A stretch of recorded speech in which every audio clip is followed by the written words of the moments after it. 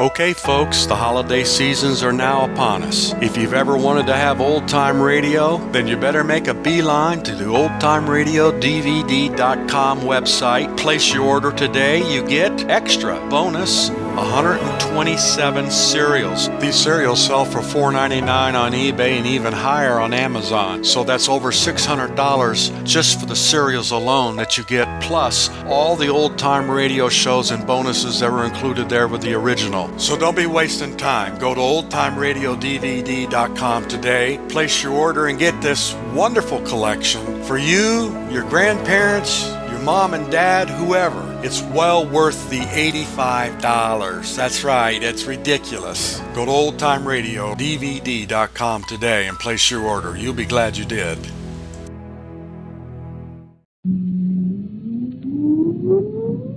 Countdown for blast off. X minus 5, 4, 3, 2, X minus 1, fire.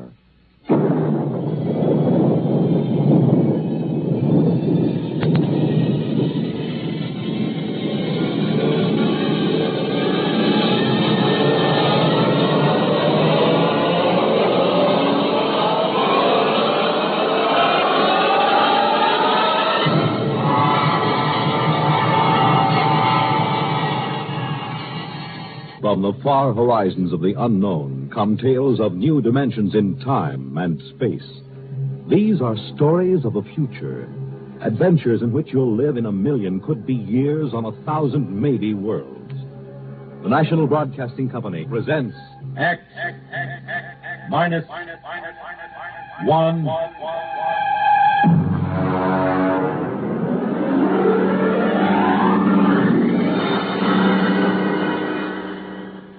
Prime Difference.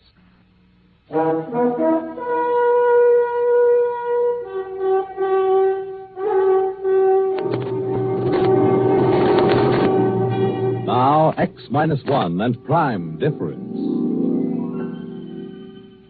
I suppose every guy reaches a point once in his lifetime where he gets 140% fed up with his wife. Understand now, I've got nothing against marriage. Marriage is great. A good red-blooded American institution. Only it's so permanent. Especially when you're married to a woman like Marge. She was a dream to look at. Tawny hair and sulky gray eyes and a shape that could set your teeth chattering. But she had a tongue like a number 10 wood rasp and a list of grievances long enough to paper a ballroom. Why do you always upset me in the morning when I've got a headache? I'm not trying to upset Now, you. you deliberately... I'm trying to have my coffee so I can go down to the office and earn a living. A living. Go ahead. Run away. That's all you've done all our married life. Whenever there's something unpleasant to be faced, you run away. I'd even forgotten what the unpleasant something was. Well, then I'll remind you. It's your own selfish, indulgent nature. Staying out till after midnight when I was here waiting and suffering. I was working. I was at the office working. I know you were at the office, dear. I phoned, remember? Well, then what in blazes? Only you weren't working. Your breath. Oh, listen. I fired Miss Carver. She was okay, but I fired her for you. It was her last day. We all had a couple of drinks, that's all.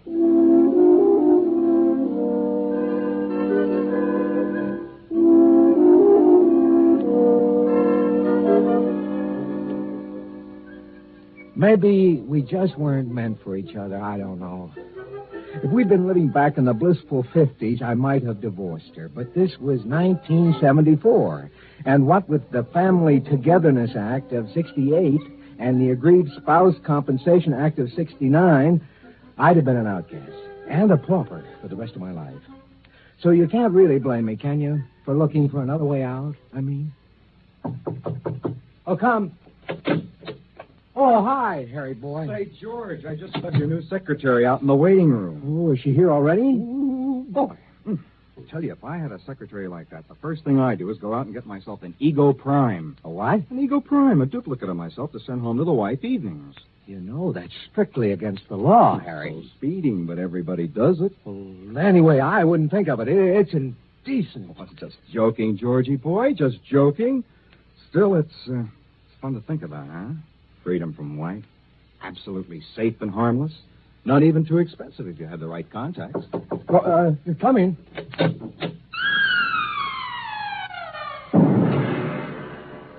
Mr. Fairclough? Yes. I'm Jerry Lamont, your new secretary. What did I tell you, Georgie boy? Harry, if you don't mind, I'd like to get right down to work with Miss Lamont. Excuse us. Why not? Don't forget what we were talking about, huh, Georgie? I happen to know a fellow with just the right contacts for that deal. Yeah, sure. So long, Harry. So long. Bye, Miss Lamont. Bye. Well, glad to have you aboard, Miss Lamont. Oh, Miss Lamont is so formal. Mr. Blickendorf called me Jerry when I worked for him. Oh, Hank Blickendorf? Mm-hmm. Oh, you must be the girl he, You must have accompanied him on his business trip to Rio. Yes. Well, he spoke very highly of you. Ah. I'm sure we'll get along just fine. Well, I feel the same way. I prefer working for a younger man than Mr. Blickendorf, anyway. When I came home to dinner that night, Marge was waiting with a full barrage. She let me get my first bite of dinner halfway to my mouth and then opened up. Well, I hear you got a new secretary today. Yeah. I also hear she's 5'8" and tapes out at 38, 25, 36, and likes men. That's quite a spy system you've got there. She isn't much of a secretary either. She's a perfectly good secretary. Well, that isn't what Molly Blickendorf said. I don't care what Molly Blickendorf said. Now, where are you going? I have to make a business call. I forgot. Well, I suppose it would be too much to expect you to do your work at the office with that...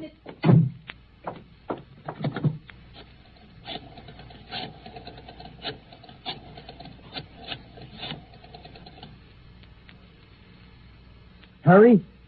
George Faircloth. Listen, Harry, you know that conversation we had this afternoon? Could you put me in touch with your friend? Yes, as soon as possible.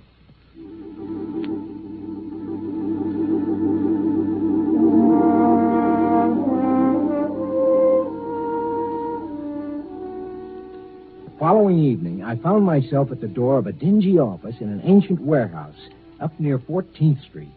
A little rodent of a man answered. Yes, brother? I'm George Faircloth. Harry sent me. Oh, yes. Step inside, brother. I've been told you can supply me with... Yes, brother. It might be possible. We get quite a few busy executives who are in a hurry. Can't be bothered with licensing a utility prime. Mister, if I wanted an ordinary utility prime, I wouldn't have hiked up here. I'd have picked up the phone and ordered it. I want a super deluxe Ego Prime with all the circuits open. In short, a carbon copy of me, George Faircloth. Well, just step back here, brother. Fine. These domestic situations can be awkward. You understand, if the feds find out about this, you're in as much trouble as we are. I'm more worried about my wife finding out. Ease your mind, brother. We've never had one yet. Except for that little shut-off control in the hair behind the ear, these Ego Primes are identical with living humans. Now, if you'll just step back into the lab and take your clothes off, we'll start.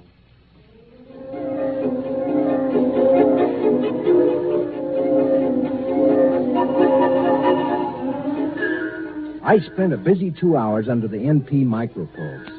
The artists worked outside, taking casts and impressions, while the technicians worked inside, feeding all my brain patterns into a Hunyadi pantograph. I came out of it pretty woozy, but a shot of Happy O fixed that. Then I waited in the recovery room until the salesman walked in, followed by a tall, sandy-haired man with tired blue eyes wearing a business suit, who looked remarkably like me.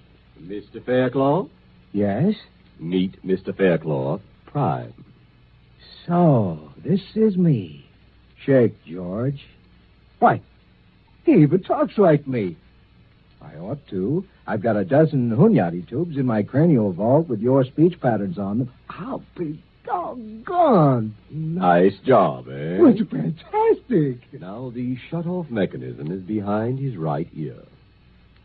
Now, bring him in every 2 months for the regular 2-month refill and pattern accommodation. Let me get a few things straight. How do we change places?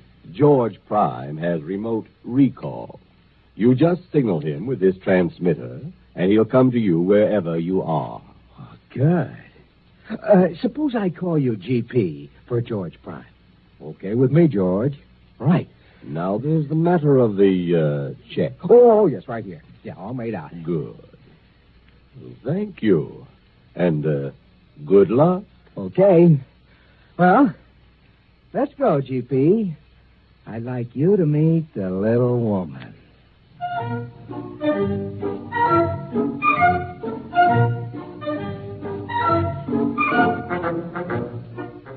Half an hour later, George Prime put my pipe in his mouth and walked into the house. I stayed out in my workshop in the garage and listened. 5 minutes later, they were fighting. It sounded so familiar, I laughed out loud. Then I caught a cab and headed uptown toward Jerry's place. We had quite an evening, and I rolled in just as George Prime was starting the car, business suit and briefcase, ready for work. I slipped into the garage.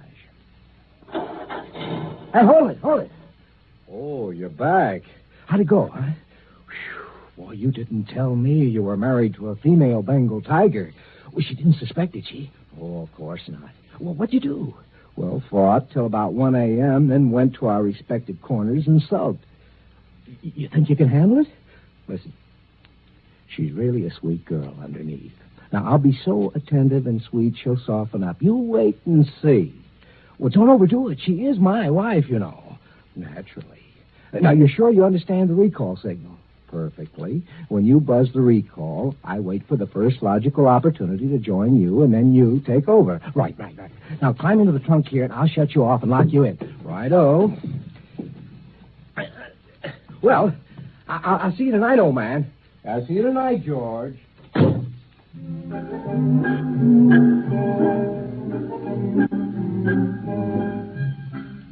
I could go on at some length about my exploits, but I won't. In the end, it was like buying a 3-dimension TV set. After a week or two, the novelty starts to wear off. Well, I got it down to where Tuesday and Thursday nights I was informally out while formally in. The rest of the time, George Prime was in the box. Well, Marge didn't suspect a thing. In fact, George Prime was having a remarkable effect on her. Oh, that you, George? Yeah? Hello. Oh, you look tired. Have a hard day? Well, now that you mention it, yeah, I did. Yeah. Well, why don't you sit down and relax? I fixed a martini before dinner. That sounds like a splendid idea. Are you all right? I'm fine. Why? Nothing. Well, what are you looking at? Are you? You've done something to your hair or something. You like it? Yes. You know, I've always thought you were a darn beautiful woman. Well, thank you, Mr. Faircloth. You know, you're not so bad yourself since you stopped scowling and snapping. I guess that's a compliment, huh? George, isn't it about time we stopped clawing each other? It's what I've always wanted, Marge. So have I. And, well, you've changed so much recently. What changed? Well, you know, you've been less irritable and more considerate and so much more vital. Oh, you know what I mean. Yes, I'm afraid I do. George. Yeah? Look, let's have dinner and some wine and spend a nice evening together, like we used to when we were first married. That sounds fine. Holy smokes. Hey, what time is it? It's 7:30. Why? Well, listen, I have to run down to the corner for some tobacco. I wouldn't want to spend a relaxing evening without tobacco, you know. But there's some in your holder. Well, I want something fresh. You chill the wine. I won't be a minute. All right, dear, and hurry back.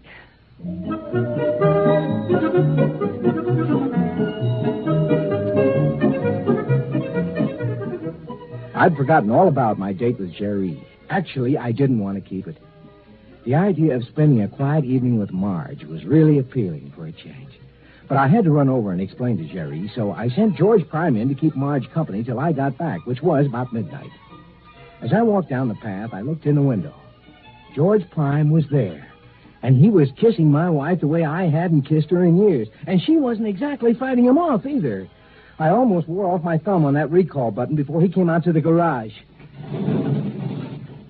You there, George? It's me, GP. Well, it's about time. I'm sorry, old man. Sorry. Look, I saw what was going on in there. Well, You know, old bean, I am a Super Deluxe model. I should say you are. First thing tomorrow, big boy, I'm taking you in to have your circuits rewired. Look, aren't you being a little overly jealous? Well, I mean, for a man who wanted to get rid of his wife. I never said that. Well, I could never understand it personally. Listen. She's the one who's going to be suspicious if I don't get back there. Now, you give me that dressing gown and you get back in that box. Tomorrow morning, back to the factory.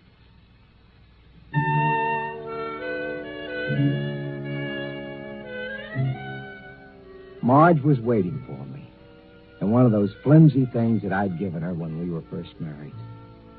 I must say she looked so charming and lovely that my heart just melted. And still I was overwhelmed with a sense of guilt, and I wanted to tell her what I'd done. You finally got back. I thought you'd never get here. Oh, my, you look ravishing. That's the idea. Marge, listen, I've got to tell you something, and before I do, I want you to know that in spite of the cad I've been, I do love you. I always have. I know that. And you don't have to tell me anything. Oh, this is important. And it'll shock you. In fact, you may never speak to me. I know what you're going to tell me. You mean? About George Prime.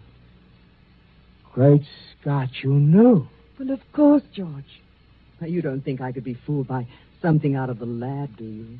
You've known all along? All along. Oh, Marge. Then tomorrow morning, we'll send that stuffed dummy back to the factory. And then we'll live the way we've always wanted. Oh, yes, dearest. The way we've always wanted. I just don't know where to begin. Then why not begin by just kissing me? I kissed her tenderly, and her lips were softer and more responsive than I've ever known them. Yes, she'd certainly changed. I turned out the lamp. I ran my fingers through her fragrant tawny hair. My thumb stopped at a little depression behind her ear.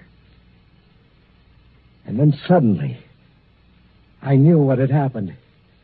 It was a turn-off switch, of course. And I, George Faircloth, was now married to Marge Prime.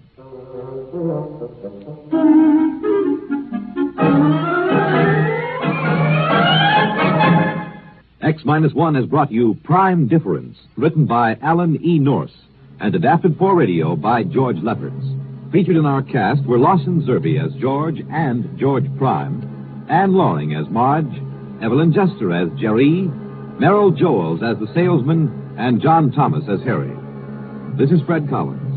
X-1 was directed by George Voutsas and is an NBC Radio Network production.